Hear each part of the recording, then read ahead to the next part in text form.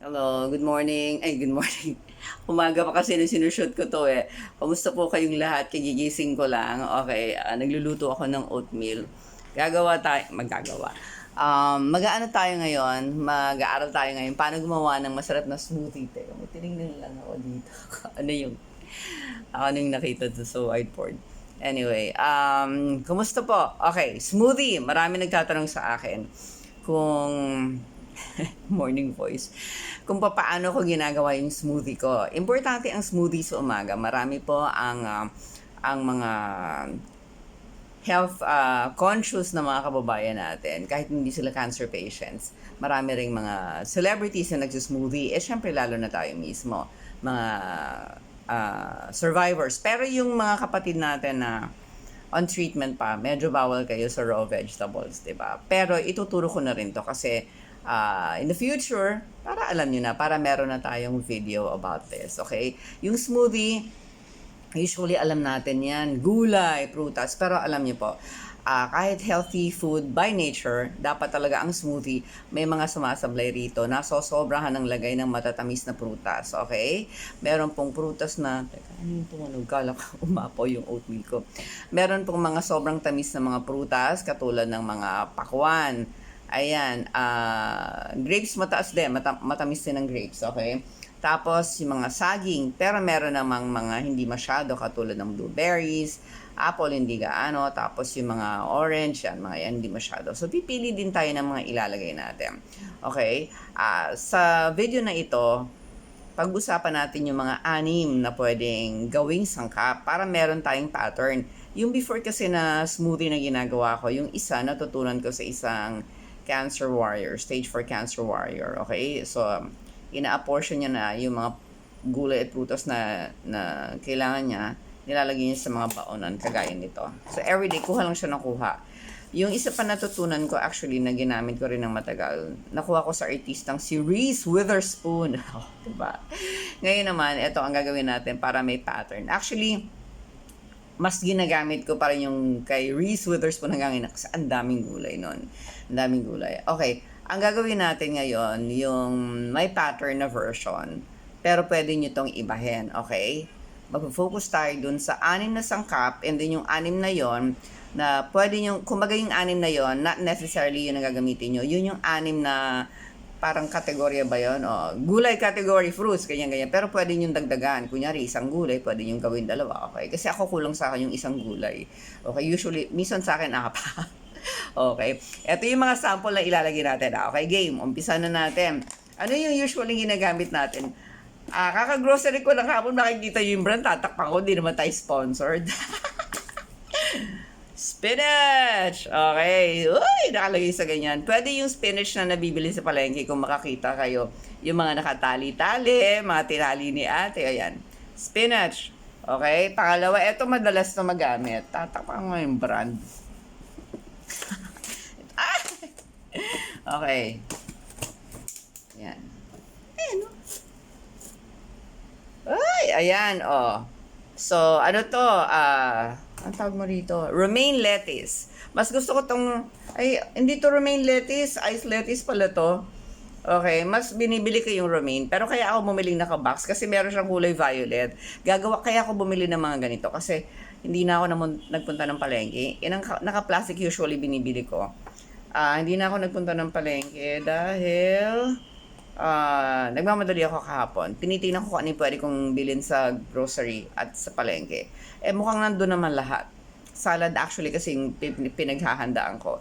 Pero yung mga gulay doon halos ito rin. So sabi ko, perfect na time gumawa ng video on smoothie. So ayan ay 2 sample. Ikatlo, arugula. Mga pwedeng i-raw. Arugula. Ano pa yung mga pwede? Siyempre, may lettuce, may spinach, may arugula. Ano pa ba yung gina? Kale. Yan, arugula ngayon lang ako bumili niyan, ha? Feeling social. Hindi ko, ginugol ko pa kahapon. Ano nga itsura arugula? Okay, so usual lang ginagamit ko is romaine lettuce, spinach, kale, celery. Ayan. Wala akong celery today. Hindi ako nakabili kahapon. Kasi doon sa pinaghahandaan kong salad, di naman yun kasali. Okay. Pero pwede rin yung ilagay. I would suggest na more than one vegetable ang ilagay ninyo. Hindi lang isang green. Okay, at least dalawa.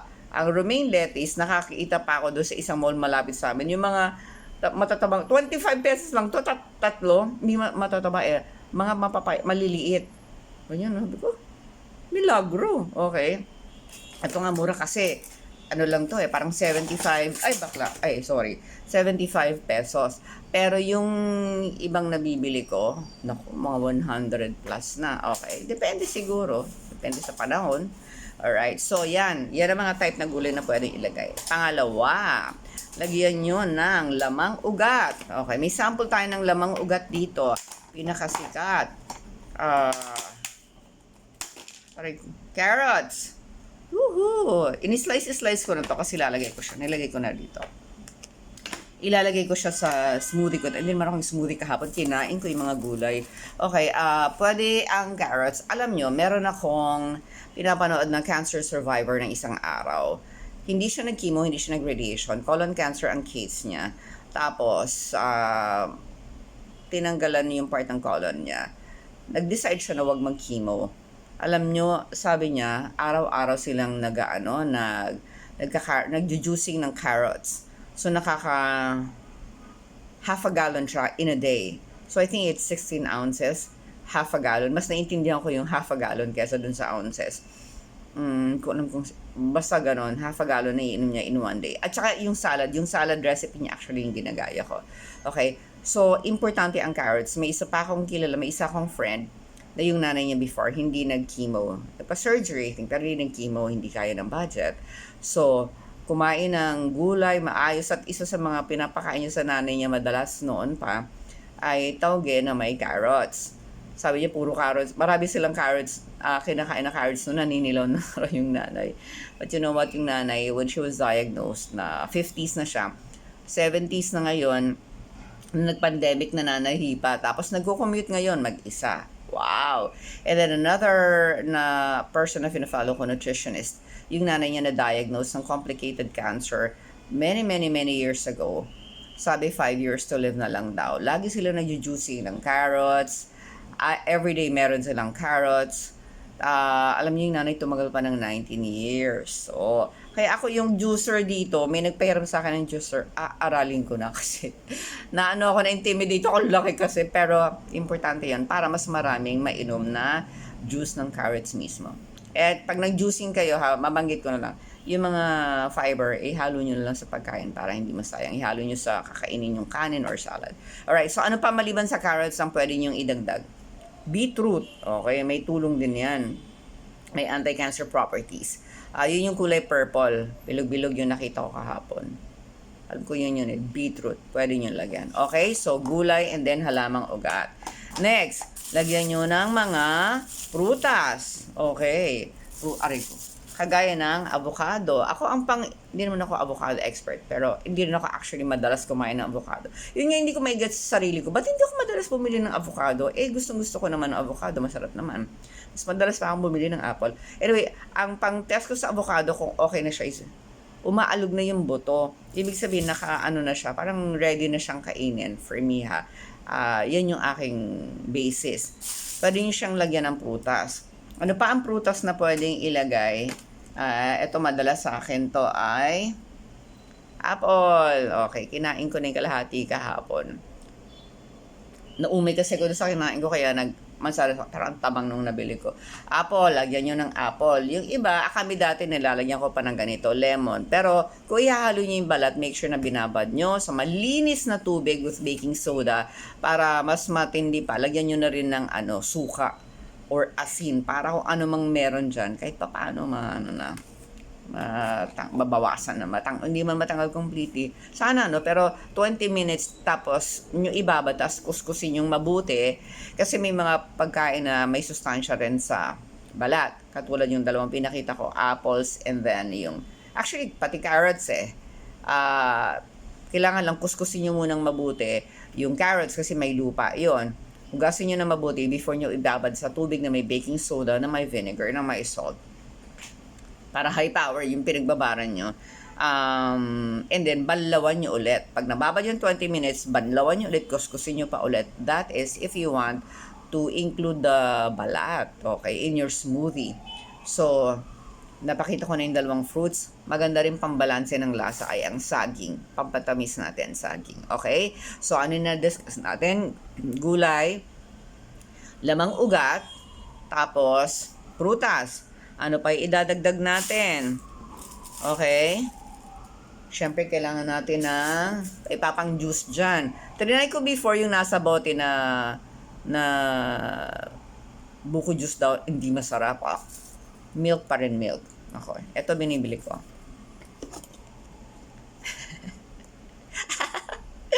Soy milk. Oh, yan ang ginagamit ko. Soy milk. Pero, nasobrahan ako yun isang araw. Hinalo ko sa kalabasa. Tumiyo ko sa, parang may problema ako. Pero, sa smoothie, walang problema yan. Hindi yata yun dapat niluluto. Soy milk ang ginagamit ko. Okay, kasi ang mahal ng almond milk. Okay, so, soy milk na lang. Ayan, yan yung pang juice. Hindi ko nire-recommend yung mga fruit juices, yung binibili sa mall. Soy milk, okay? Ayan, non-dairy, kasi hindi na rin ako nag-dairy, hindi na rin ako yung mga butter, hindi na rin ako nag-cheese. Gagawa ko ng sarili kong cheese. Anyway, sa milk, eto muna, soy milk yung ginagamit ko. Next, okay? So, meron na tayong gulay, prutas, lamang ugat, may na tayo pang juice, so may dalawa pa. Ano yung dalawa pa? Seeds. Oh, flax seeds. Okay. Hindi ko ito matatapan. Sige na nga. Ayan, flax seed. Meron siyang fiber, protein, and omega-3. Alam mo nyo, may mali ako dati. Kinakain ko yan, bine-blender pala. Nguya ako ng nguya. Akala ko sesame, parang sesame seeds. Binasa ko instructions, bine-blender pala. So, meron ako yung version na naka-blender na. Yun ang hinahalo ko sa oatmeal para hindi naked carbs yung kakainin ko. Pero healthy naman ng oatmeal, syempre. Pero, yung flaxseed na gagamitin ko sa smoothie, pwede nang gamitin yung hindi naka-blender kasi i-blender ko rin naman, no? Umiikot-ikot, so madudurog na siya. Okay, so lagyan nyo yung blend. Minsan, napaparaming gawa ko, imbis na for 1 day lang gagawin ko, napapa 2 days. So, nilalagay ko doon usually 2 kutsara or 3 kutsara ng flaxseed kasi at least minimum 1.5 kutsara in 1 day. Okay, so seeds yan ang nalagay natin. Ano pa, maliban sa seeds, pwede din siguro yung chia seeds. Hindi ako masyado pa nakaka-try nun. Pero, seeds, flax seeds. Ano pa? Eto, nuts. Ako, paborito ko to. Mahilig kasi ako sa mga nguya-nguya ng chichirya. Pwede kayong bumili ng branded na kaya lang ito may asin wag to. Sunflower seeds. Eto, pwede kayong bumili ng branded nito. Pwede yung mga naka-repack. Ito, I think is 92 pesos. If you buy the branded, parang 203, 2023. Napalunok ako sa presyo. Ito muna, okay. Kaya lang, naka-plastic to. Dadagain to. So, nilalagay ko sa may lalagyan ng ganyan, no? Okay. Lagay nyo rin sa ref, pwede. And then, pwede rin kayong bumili ng almond nuts. Branded. Okay, pwede rin yung ganyan. I think this is 100 plus. Pero meron ding meron din yung naka-repack. Naka-repack. This is 92 pesos. Masarap to, may lasa. Pero alam niyo ang ginawa ko, ang style ko. Sobrang nag-enjoy ako yung first time kong gumamit niyan. Nag-enjoy ako. Ang trick pala dyan, ilagay mo yung almond nuts kasi medyo matigas yan sa last part na, tapos huwag mo masyadong i-blend. So, nilagyan ko na ng walnut. Tapos, so nadurog siya. Flaxseed, so nadurog siya.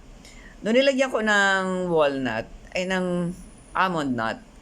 Hindi ko siya masyadong na-blend. Nakakain ko yung buo-buo. Ay, ang sarap. Parang feeling ko ice cream yung kinakain ko. So, yung trick doon, huwag niyo masyadong i-blend para may buo-buo. Okay? So, ano pa ba ang pwedeng idagdag? Pwede nyo lagyan niya ng yogurt. Naghalo ako ng yogurt. O, pang 7 ingredients yun. Bonus lang yon kung gusto nyo lang lagyan. Bonus lang yon. Again, kagaya na sinabi ko kanina, pwede nyo yung, ang tawag mo rito, pwede nyo yung, tuhan tayo, pwede nyo yung dagdagan, pwede nyo yung bawasan. Depende po sa inyong panglasa. Kung anong kaya ng ingredients, kung anong kaya ng budget, kung lettuce lang ang gulay, totoo eh. Di lagyan natin ng lettuce. Mabuti na yung meron kesa wala, di ba? Huwag puro prutas. Lagyan ng 1/4 na apple, ng maliit na piraso ng saging for 1 day lang naman, ng nuts. Kung wala kang mabiling nuts or namamahalan ka sa nuts, wag na.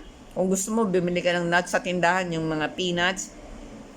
Basta wag lang yung maalat or yung maanghang. Kasi baka maloka ka sa lasa ng smoothie mo.